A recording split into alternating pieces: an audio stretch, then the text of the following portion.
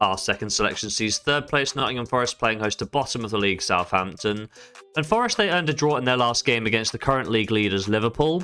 Chris Wood opened the scoring, and despite Liverpool levelling the scores with about half an hour to go, Forest gave a really resilient performance defensively.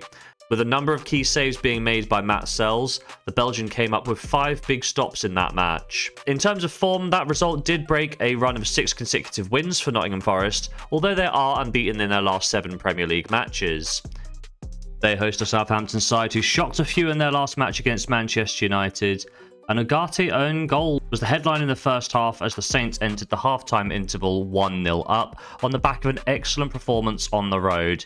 They also could have easily added another goal if it wasn't for some Onana goalkeeping heroics, but 1-0 is a precarious scoreline, and Southampton found this out the hard way as Ahmad got fortunate with a break of the ball on the right wing and netted at the second time of asking to level up the scores in the 82nd minute. Shortly thereafter, Southampton's misery was then completed as Ahmad popped up again in the last minute of the match to score a brace and win the match for Manchester United single-handedly. And then, true to form, Southampton's playing out the back went wrong, and the ball was pinched away by Ahmad as he went on to score his hat-trick in just 12 minutes played. In terms of form, this does mean it's 4 losses in a row for Southampton. And the Saints are winless in their last 11 Premier League games now. They're still rooted to the bottom of the table. They still have 6 points. When we look at the head-to-head record, Forest picked up a narrow win on the road in the reverse fixture. Gibbs White's goal proved to be the difference in the match, which in all honesty could have seen a few more goals for Nottingham Forest. When we take a look at the statistics, Southampton were thoroughly outclassed during the match, with the only silver lining being that they dominated possession of the ball.